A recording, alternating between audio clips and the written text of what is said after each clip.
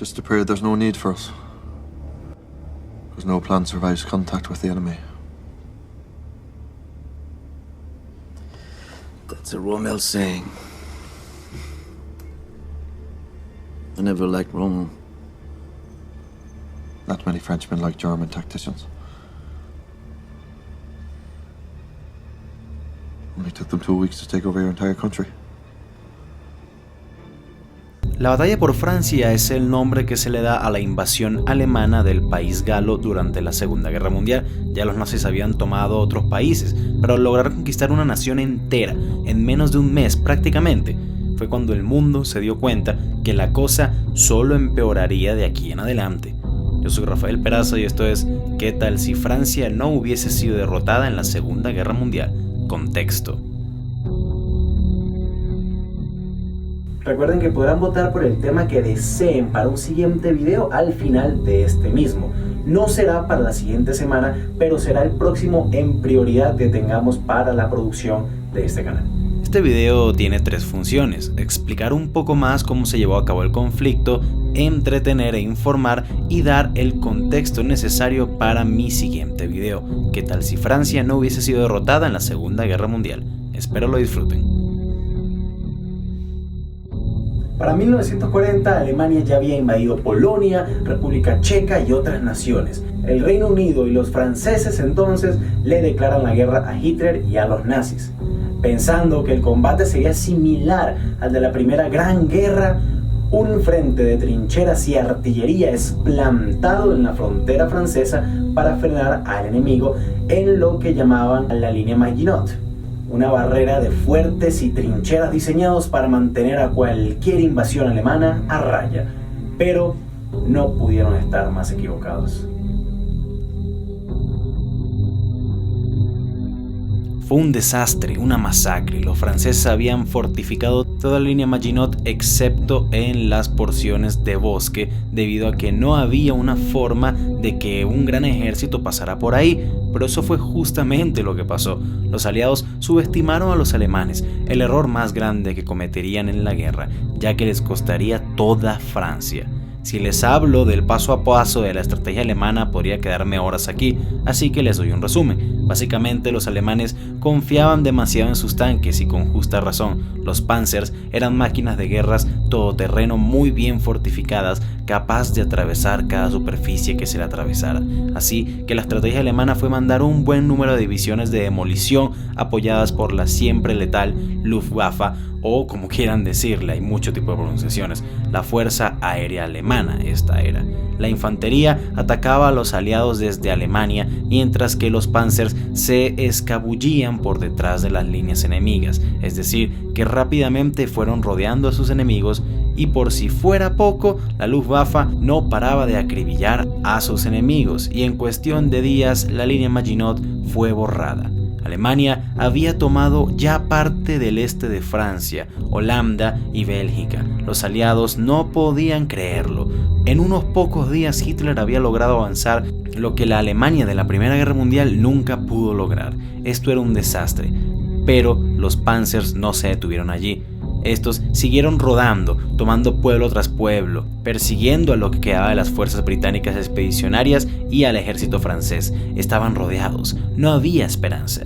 Lo que quedaba de los aliados se había concentrado en la playa de Dunkerque, esperando a ser rescatados, mientras los Panzers se acercaban cada vez más y más. La Luftwaffe los atacaba cada pocas horas y cada barco que intentaba llegar a evacuar a los hombres era hundido. Los franceses ya no podían retener a los Panzers, cuando por alguna extraña razón estos tanques se detuvieron, estando a solo unas cuantas millas de la playa de Dunkerque, y es aquí cuando la operación Dínamo es ejecutada. Más de 300.000 hombres evacuados y salvados. Pero bueno, para saber más de este tema, solo miren la película. De mis películas favoritas, en serio.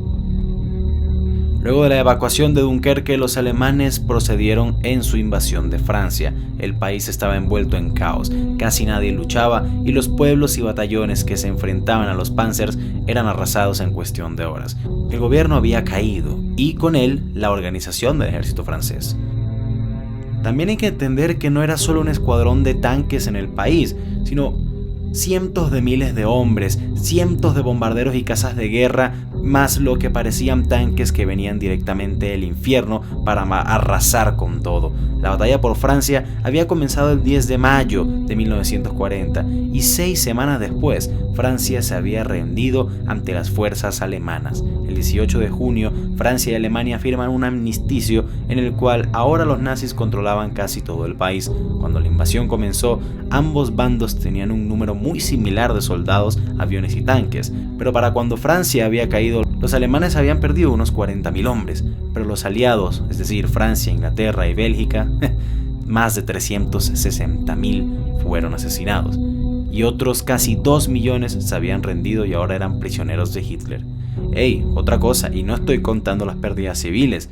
Díganme ustedes si fue una batalla pareja. Prácticamente era como ver a la selección española jugando con Tahití. El mundo estaba en shock. En menos de 2 meses, Hitler había sometido a uno de los imperios más grandes de la historia. Y todos sabían que esto no terminaría ahí. La verdad es que la razón por la que Hitler invade Francia no tenía nada que ver con terminar lo que Alemania había comenzado en la Primera Guerra Mundial o por venganza. Esta fue una acción meramente estratégica. Alemania no quería luchar de nuevo desde 2 frentes. Eso fue lo que en primer lugar le costó a los germanos la Gran Guerra. Y la explicación que daba Hitler del por qué estaba invadiendo a sus vecinos era para unificar de nuevo a cada pueblo que históricamente tuviese algún vínculo con Alemania, y lo que él consideraba que era salvar a la raza humana, es decir, acabar con el comunismo y con los judíos.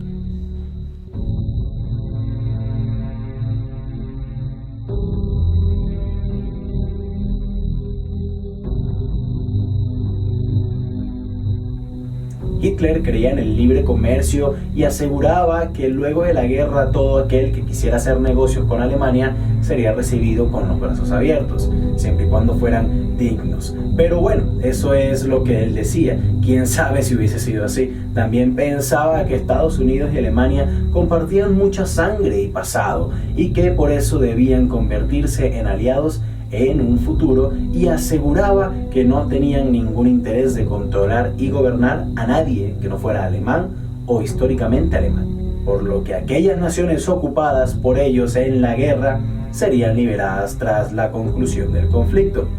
Pero como les digo, ya depende de cada quien si de verdad luego ocupar tantos territorios creer si Hitler estaría dispuesto a devolverlo.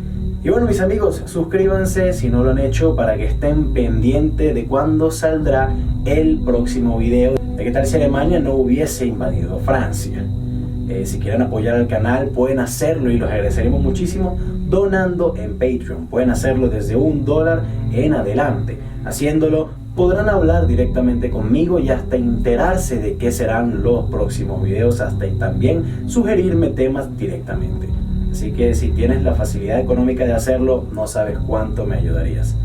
Recuerden, amigos, ya pueden entonces votar dándole clic a la I que está en la esquina superior derecha. Hay bastantes opciones de lo que más nos han solicitado. Si tu idea no está, no te preocupes que muy pronto estará. Y una cosa más, recuerden de nuevo, el video ganador no saldrá dentro de 2 semanas o dentro de 1 semana. No sabemos exactamente cuándo saldrá, pero de que viene bien. Sin más que agregar, yo soy Rafael Peraza para el Baúl de los Conocimientos Inútiles. Que tengan muy buen día.